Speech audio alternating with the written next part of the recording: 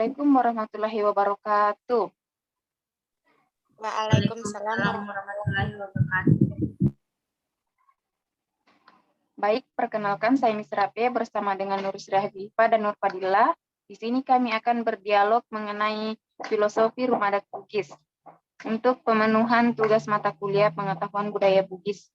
Nah, adapun keunikan yang dimiliki oleh rumah adat Bugis, yang pertama bentuk atap. Sebagian besar rumah panggung memiliki bentuk atap yang hampir sama, yaitu seperti pelana kuda. Namun hal ini juga menjadi salah satu keunikan yang dimiliki oleh rumah adat Bugis pada khususnya. Bentuknya keseluruhan serupa dengan limas. Yang kedua, tahan gempa. Strukturnya yang didominasi oleh kayu, serta tambahan penyangga yang berasal dari kayu hitam khusus sehingga ketahanannya juga tidak diragukan lagi. Yang ketiga, tidak menggunakan paku. Sebagai salah satu bangunan dengan arsitektur kokoh dan digadang-gadang tahan gempa, rumah adat ini ternyata tidak menggunakan satupun paku sebagai pengikat. Yang keempat, penggunaan ornamen hias untuk menunjukkan status pemiliknya. Fakta bahwa bentuk dan jenis rumah adat Bugis dibuat berdasarkan status sosial dari pemiliknya yang tinggal di dalamnya juga terlihat jelas pada ornamen hiasnya. Pemilihannya juga dilakukan dengan menggunakan banyak pertimbangan sebelumnya. Yang kelima, memiliki susunan timbasilla. Pertama, timbasilla lantak memiliki bentuk susunan 5 lapis, di mana gambaran ini menjadi salah satu simbol sebuah istana raja. Sedangkan yang kedua yaitu lambasilla latapa, maksudnya memiliki 4 susunan yang biasanya dimiliki keluarga bangsawan. Yang ketiga, timbasilla latak telu, yang berarti 3 susunan sebagai simbol keturunan Karaeng. Yang keenam, mengarah ke matahari terbenam atau kiblat. Pengaruh Islam yang sangat dijunjung tinggi oleh orang Bugis sudah menyatu dalam aspek-aspek sosial serta kehidupan sehari-harinya. Orientasi ini banyak terlihat pada bangunan rumah tinggal yang ada di Bugis, termasuk Saroraja dan juga Bola. Walaupun tidak semua mengarah ke kiblat secara persis, namun rata-rata menjadikannya sebagai suatu acuan utama. Nah, adapun tentang filosofi dan fakta mengenai rumah adat Bugis, mungkin Kak Nur Srihafifa bisa menjelaskan. Nah, rumah Bugis terdiri dari 2 jenis, tergantung status sosial orang yang tinggal di rumah itu, yaitu rumah Sauraja atau Salasa untuk keturunan raja atau kaum bangsawan, sedangkan Bola untuk masyarakat biasa. Rumah Sauraja yang sangat nampak pada bangunan rumah ini yaitu dari luas atau panjang serta jumlah tiang yang dimilikinya. Tiang utama menjadi penyangganya memiliki diameter lebih besar dengan bentuk silinder terbuat dari material kayu hitam. Pemaknaan lain selain rumah tinggal juga bisa dikatakan sebagai istana. Selanjutnya rumah bola. Rumah bola yaitu terlihat dari siapa yang membuat dan menempatinya, di mana orang tersebut adalah bagian dari rakyat biasa. Bentuk ukurannya juga lebih kecil dari ruangan yang tidak banyak, sedangkan pada tiangnya menggunakan bentuk seperti segi empat dengan jumlah yang lebih sedikit. Nah, rumah adat Bugis sangat kaya akan filosofi. Tiap bagiannya punya makna tersendiri. Pada sisi boting langit merupakan bagian atap rumah yang diberi rongga.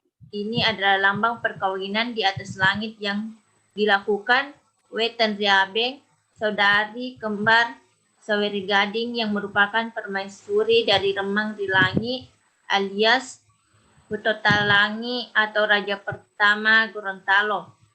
Kemudian Alekawa adalah bagian tengah atau area pemilik rumah untuk tinggal. Bagian ini menggambarkan kondisi dari bumi pertiwi. Sisi Buriliu adalah bagian bawah atau kolong rumah sebagai tempat peliharaan hewan atau alat pertanian. Area ini melambangkan dunia bawah tanah dan laut. Nah, baiklah, adapun bagian-bagian dari rumah adat Bugis yang akan disampaikan oleh Kak Nurfadillah. Baik, menurut yang saya baca, bagian-bagian rumah adat Bugis ada 3. 1. Aliri. Aliri merupakan salah satu bagian rumah adat Bugis yang berupa tiang utama. Penggunaannya difungsikan untuk menopang bagian dari bangunan rumah, serta atapnya agar kuat dan menyatu. Penempatannya akan dilakukan dengan menanamnya di atas tumpuan tanah. Namun saat ini posisinya ditempatkan hanya dengan menumpuknya di atas sebuah pondasi batu. Kedua, arateng dan ware. Arateng yang berarti penyangga lantai. Bentuk dari penampakannya yaitu seperti sebuah balok, berbentuk gepeng atau pipi. Keberadaannya difungsikan dalam menghubungkan sebuah panjang dan rangka bangunan rumah tersebut. Penempatannya dilakukan dengan memasang di bagian yang sudah dibuatkan lubang di bagian tiang berbentuk persegi. Sedangkan untuk ware sendiri secara fungsional memiliki fungsi yang sama dengan arateng.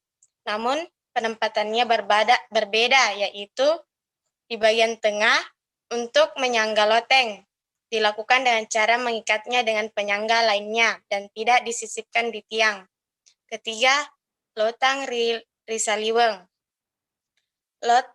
Lotang risaliweng merupakan sebutan untuk bagian rumah yang letaknya berada di bagian dalam dan berlokasi tepat di depan rumah. Bagian ini biasanya dijadikan sebagai sebuah area untuk menjamu tamu yang datang berkunjung dan juga sebagai untuk tidur saat menginap. Sekian dari saya.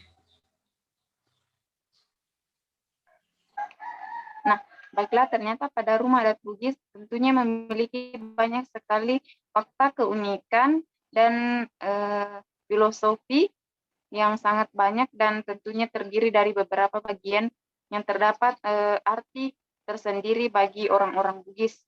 Nah, sekian diskusi atau dialog dari kami. Kurang dan lebihnya mohon dimaafkan. Saya akhiri dengan ucapan wabillahi taufiq wal hidayah. Wassalamualaikum warahmatullahi wabarakatuh. Waalaikumsalam warahmatullahi wabarakatuh.